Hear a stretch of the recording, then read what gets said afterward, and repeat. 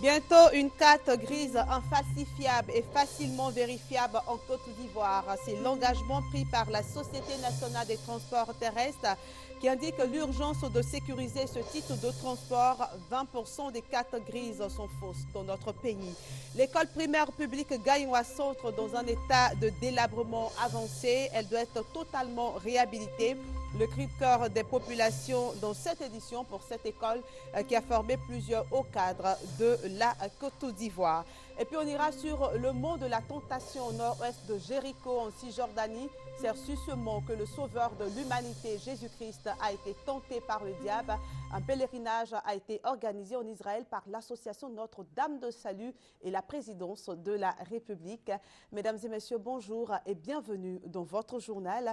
Avant de développer ces titres, sachez que c'est finalement demain que le roi du Maroc, Mohamed VI, sera en Côte d'Ivoire. Le roi Mohamed VI, qui sera dans notre pays pour une visite de 48 heures, répond à l'invitation du président Alassane Ouattara. Sa visite sera marquée par la signature d'importants accords de coopération bilatérale. Le dîner gala offert en son honneur par le président de la République se tiendra demain 19 mars à l'Hôtel Ivoire. Mohamed VI arrive demain donc à 13 h à l'aéroport Félix Houphouët-Boigny et tout le monde est prié de lui réserver un accueil chaleureux. Rendons-nous maintenant en Inde où le 9e conclave des affaires Inde-Afrique a ouvert 6 portes hier soir. Le thème redynamiser la croissance économique et vous le savez, la Côte d'Ivoire participe aux travaux. Elle entend susciter un réel engouement d'investissement de la part des hommes d'affaires indiens. Le reportage de notre envoyé spécial Alexis Ouedraogo. En moins d'une dizaine d'années, l'Inde s'est ici au rang de 4e partenaire commercial du continent africain. La coopération bilatérale s'est diversifiée dans plusieurs secteurs tels que l'agriculture, la santé, les nouvelles technologies. L'Inde est un pays avec une technologie qui est adaptée à la Côte d'Ivoire. On peut avoir un axe de coopération pour tout ce qui concerne aussi les infrastructures, les routes, les chemins de fer. On peut avoir aussi des éléments concernant la sécurité alimentaire. Sur la table du conclave qui s'est ouvert, 500 projets dont 6 pour la Côte d'Ivoire. Ils ont été présentés par le chef du gouvernement ivoirien. Daniel Cablon-Duncan a tenu à rassurer les investisseurs indiens de l'amélioration du climat des affaires dans le pays. L'Inde et l'Afrique représentent un marché de 2,2 milliards d'habitants et un PIB combiné de près de 3 milliards de dollars. Ils entendent aujourd'hui travailler au maintien d'un environnement propice à la croissance économique. Et le premier titre de ce journal est relatif à la carte grise. On aura bientôt en Côte d'Ivoire des cartes grises sécurisées, infalsifiables. C'est la décision prise par la Société nationale des transports terrestres. Elle a acquis une technologie d'authentification de la carte grise, une carte qui, vous le savez, enregistre de plus grands taux de fraude en Côte d'Ivoire. Fatou Fofana. Des nombreuses voitures volées sur le sol ivoirien pendant la crise post-électorale, très peu ont pu être retrouvées par leurs propriétaires. Pour cause, les cartes grises ont été falsifiées ou tout simplement sujettes à une mutation. La Société nationale des transports terrestres, SONATT, a décidé de trouver une solution à ce problème en sécurisant désormais la carte grise grâce à un nouveau système technologique. Pendant la crise, on m'a déjà pris ma voiture. Jusque-là, je ne l'ai pas retrouvée. Aujourd'hui, nous souffrons des braquages. Les gens volent nos véhicules, ils vont avec, c'est difficile quelquefois de les retrouver. Alors si on peut trouver un système pour sécuriser ces véhicules-là, je pense que c'est une très bonne chose.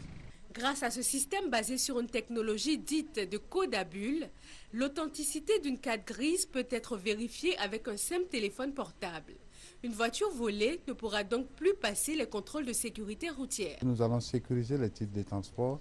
Nous allons les contrôler et nous avons trouvé une technologie de pointe que nous appelons le code à bulles, permettant ainsi de sécuriser les documents et de les rendre infalsifiables. Ce code à bulles est une technologie de pointe qui permet de sécuriser avec des bulles à 3 dimensions et la falsification de ce document est presque impossible, même pas celui qui est le fabricant. La carte de transporteur a déjà bénéficié de cette méthode de sécurisation. Son application à la carte grise va soulager les populations. La nouvelle carte grise va surtout permettre de retrouver très rapidement un véhicule volé.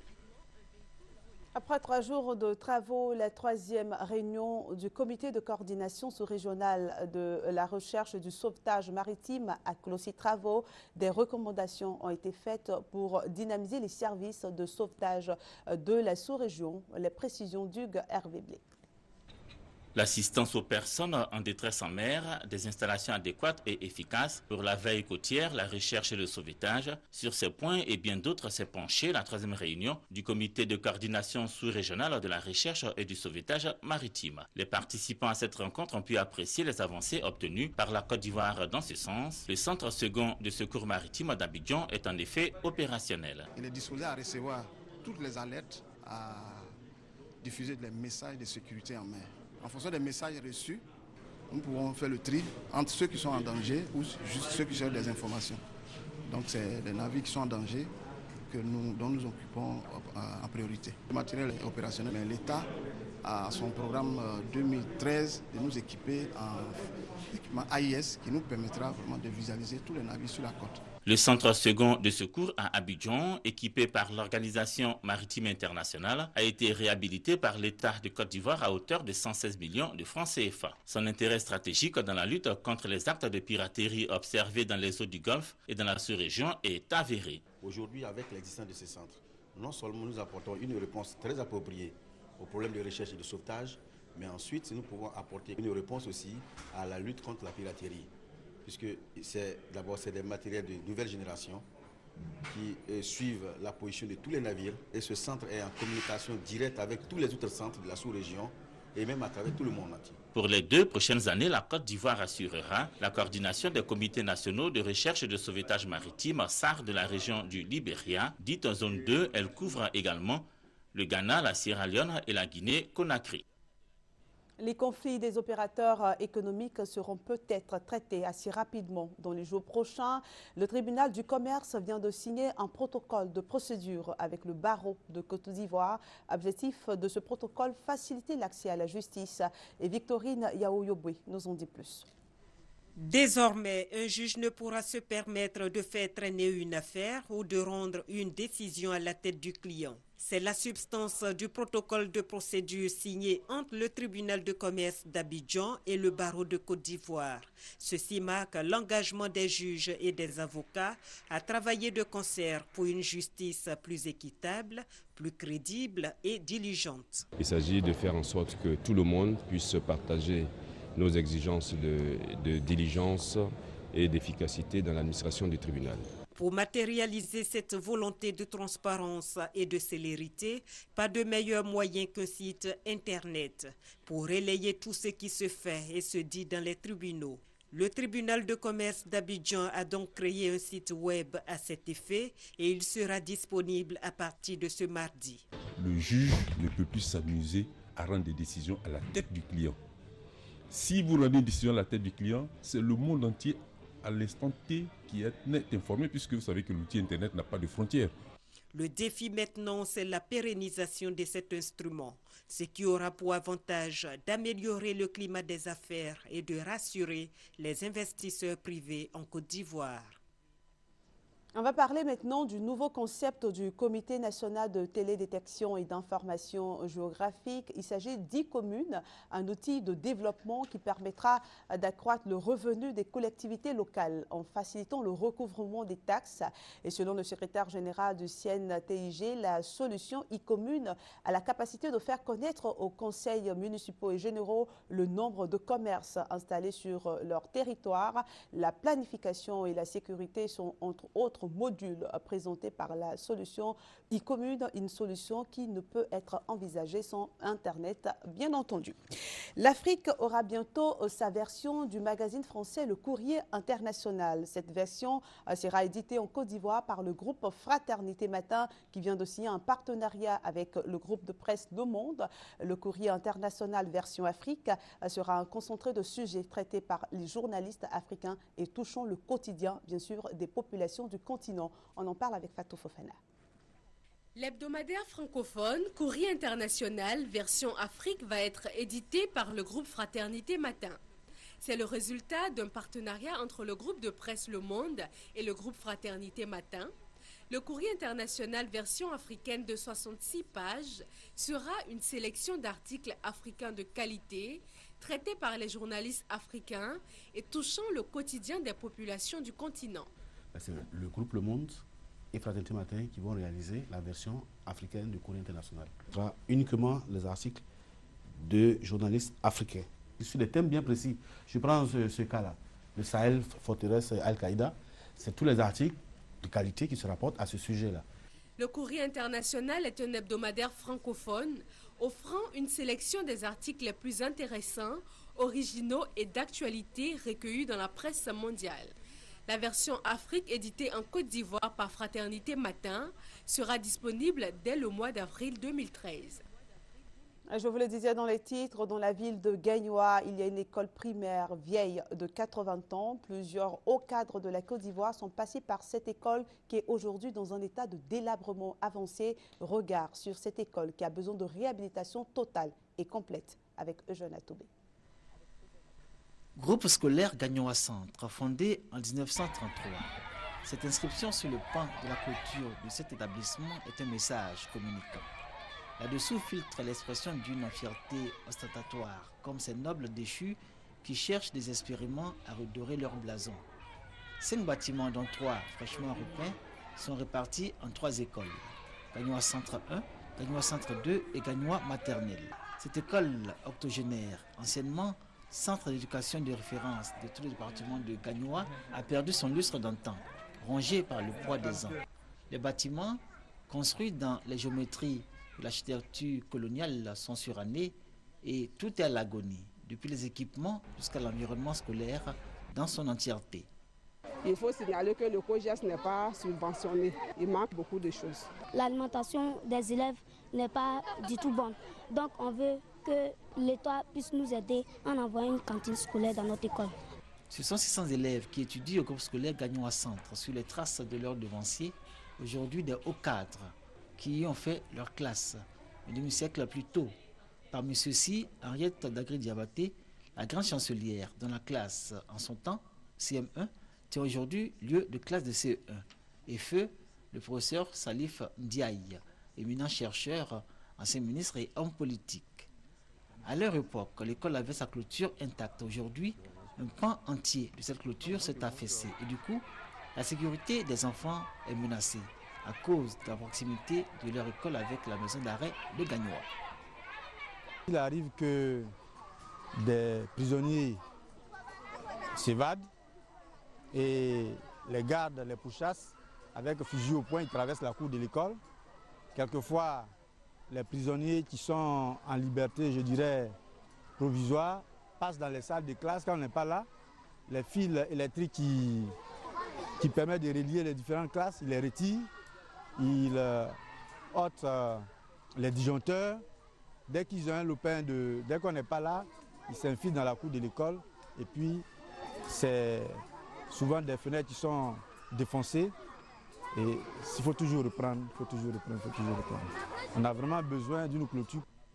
Chaque année, le groupe scolaire Gagnoa Centre réitère son appel à l'aide aux autorités, mais surtout à ses anciens élèves. Et Dieu seul sait combien ils sont nombreux et qui ils sont dans ce pays en termes de statut social. À ce jour, toujours aucun écho en réponse à cet appel. La lutte contre la pauvreté est l'une des priorités du district autonome de Yamoussoukro. Un projet de 600 hectares de riz irrigués est mis à exécution au bénéfice des jeunes et des riziculteurs. Un projet d'envergure pour le district de Yamoussoukro en association bien sûr avec un partenaire suisse spécialisé dans la commercialisation du riz paddy. On reste avec Eugène Atoubé pour en parler.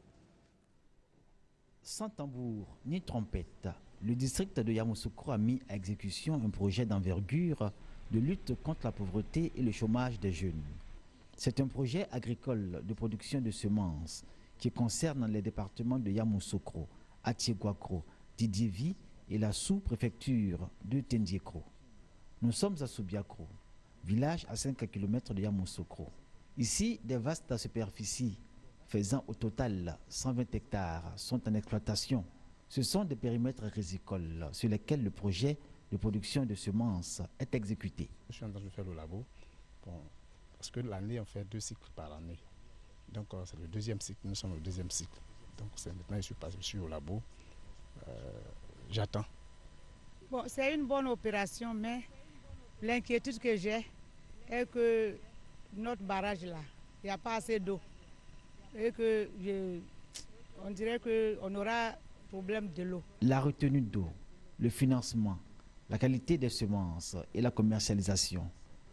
Des difficultés qui de tout temps ont été les préoccupations des coopératives de riz. Le projet de production de semences baptisé Yannovel, rappelant le partenariat entre le district de Yamoussoukro et la multinationale suisse Novel, va y apporter une solution et à terme doter les producteurs d'outils de production modernes. La production était à 3 tonnes à l'hectare. On aura une amélioration. La production ira au double, voire au triple. Nous avions commencé depuis une année la phase de sensibilisation. Nous avons sillonné tous les périmètres rizicoles. Il y a un certain nombre de dispositions qui ont été prises dans ce sens. C'est-à-dire quoi? Les aider à produire et puis la structure Novel rachète la production. Ce qui frappe dans ce projet Yannovel, c'est l'enthousiasme des producteurs de riz qui retrouvent confiance et l'engouement qu'il suscite chez nombreux jeunes.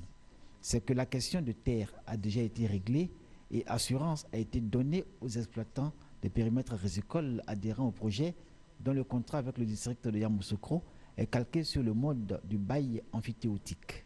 Au total, 1300 hectares de terre sont disponibles, gérés par 5 grandes coopératives dans toute la sphère géographique de ce projet de production de semences d'envergure. L'objectif, c'est de remplir celui fixé par le président de la République Alassane Ouattara lui-même, l'autosuffisance alimentaire en riz et pourquoi pas l'exportation. Nous avons prévu une mécanisation de la production en achetant toutes les machines qu'il faut pour ça.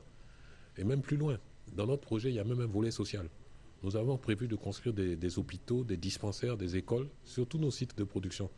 Nous avons aussi un volet pour réhabiliter les pistes villageoises tout autour. Donc il ne s'agit pas uniquement de venir produire du riz et de vendre et de gagner de l'argent. Il y a tout un volet social qui est là aussi, qui va être appliqué en même temps que notre programme riz.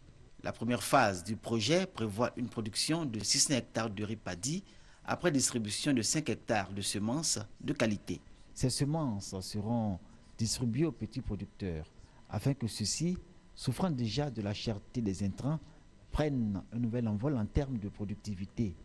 Ils ont confessé que les années antérieures au projet Yannovel, leur production était médiocre. On a eu plusieurs formations et on a insisté sur la semence pure de bonne qualité. Et déjà avec la formation et le calendrier culturel qu'on a mis en place, on espère qu'on fera un rendement encore élevé. Ça va résoudre un peu la grande partie de nos préoccupations en intrants, en herbicides et aussi même au niveau de la semence et la commercialisation. Avec le projet de production de semences que le district de Yamoussoukro met à la disposition des paysans riziculteurs et ceux intéressés par la production de riz, c'est une nouvelle ère qui s'annonce pour les producteurs de cette région. Assurer de bons rendements à l'hectare et à l'abri des difficultés liées aux charges d'exploitation onéreuses et la non-maîtrise du circuit de commercialisation. Et dans le même volet, la remise de produits agricoles au groupement agricole de Katiola et de Niakaradougou, la valeur 50 millions de francs CFA. C'est un don de la NADER qui veut ainsi contribuer à la réduction de la pauvreté. Ouattara Amadou, Diarasso Balar Centre. 100 tonnes d'engrais, 1 tonne 600 kg de semences de riz destinées à la production de masse pour la consommation et 900 kg de semences de riz destinées à la reproduction de graines de qualité.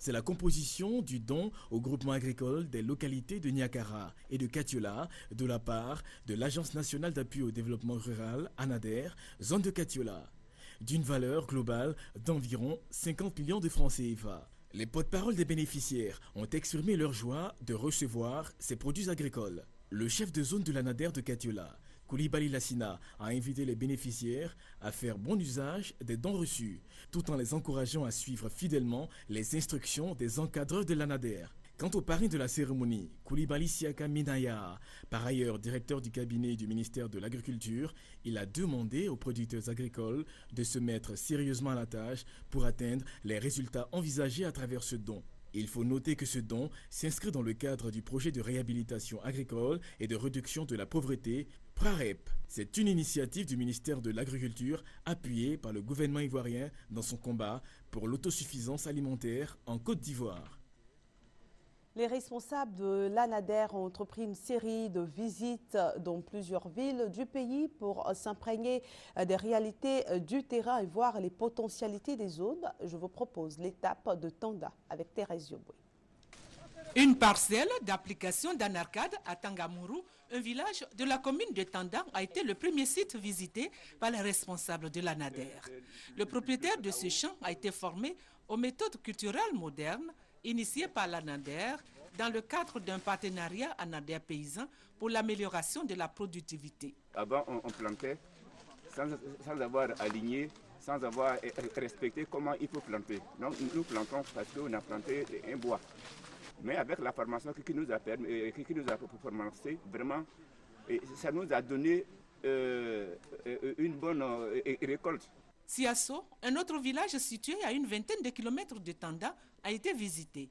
Dans ce village, le conseil d'administration de l'ANADER s'est imprégné du volet lutte contre le VIH-Sida en milieu rural, géré par l'équipe communautaire d'action sociale, ECAS, une structure mise en place par l'ANADER et qui comprend toutes les couches sociales du village. Les activités menées par cette structure ont permis la réduction des grossesses précoces, de la stigmatisation des personnes vivant avec le VIH-Sida.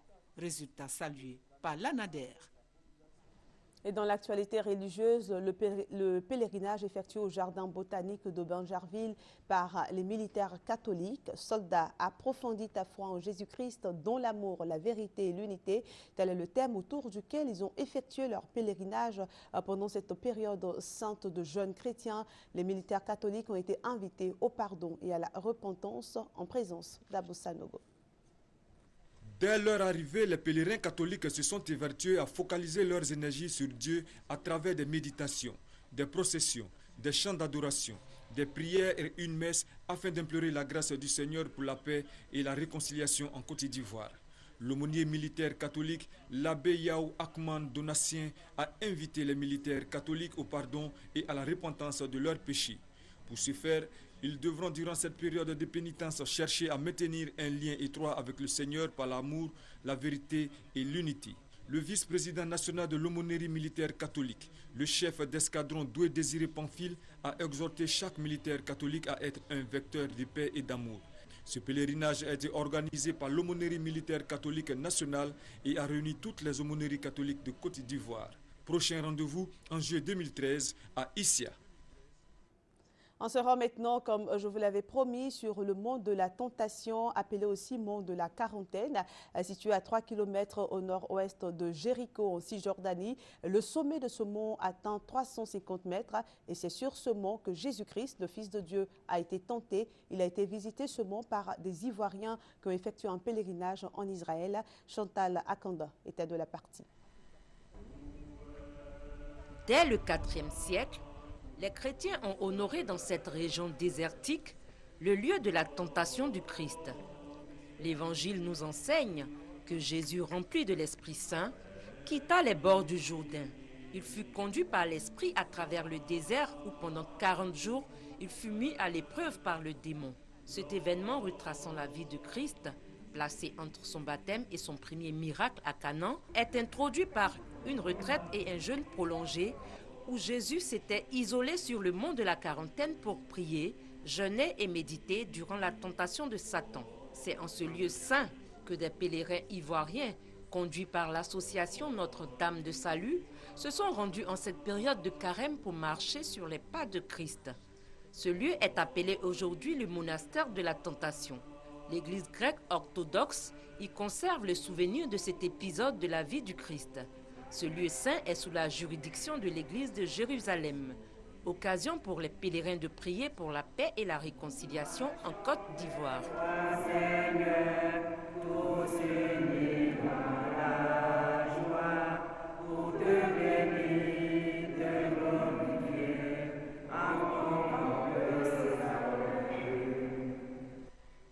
puisqu'on est en Israël, sachez que le nouveau gouvernement israélien prête serment aujourd'hui. Au Kenya, Raila Odinga conteste sa défaite devant la Cour suprême. Devant la Cour suprême du Kenya, samedi, plusieurs dizaines de partisans de Raila Odinga, encadrés par un imposant cordon policier. Au même moment, à l'intérieur, ses avocats déposent un recours contre les résultats de l'élection présidentielle du 4 mars. En effet, le candidat malheureux, battu dès le premier tour par son rival, Uhuru Kenyatta, estime qu'il y a eu fraude, et notamment pendant le dépouillement. Dans beaucoup de bureaux de vote, le nombre de bulletins exprimés a dépassé le nombre d'électeurs inscrits. Dans certains cas, les résultats inscrits dans le formulaire de la commission électorale étaient différents des résultats affichés dans le décompte final des résultats de l'élection présidentielle. Le dépôt de ce recours s'est fait sur fond de tension. Des incidents ont opposé une centaine de partisans de Raila Odinga et des policiers, faisant un blessé. La Cour suprême dispose maintenant de 2 semaines pour statuer.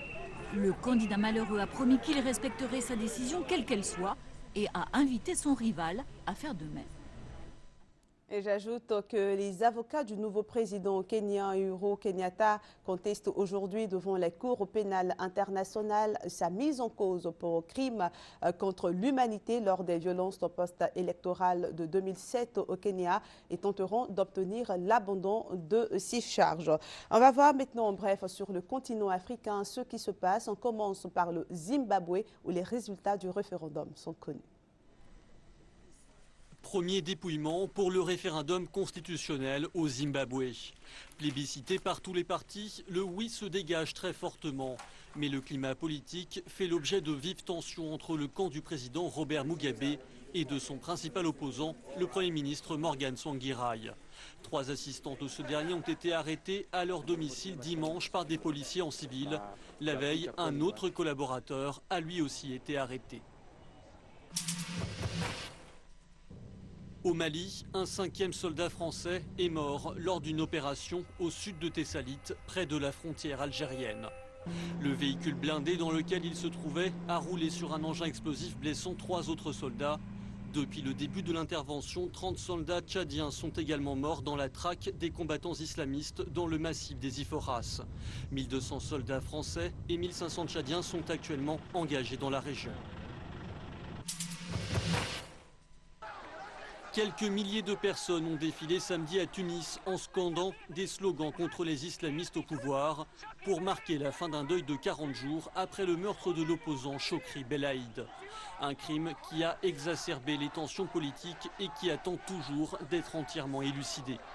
Le nouveau gouvernement formé par l'islamiste Ali Larayed a quant à lui pris ses fonctions. Il a reconduit une alliance délicate entre islamistes et partis laïcs.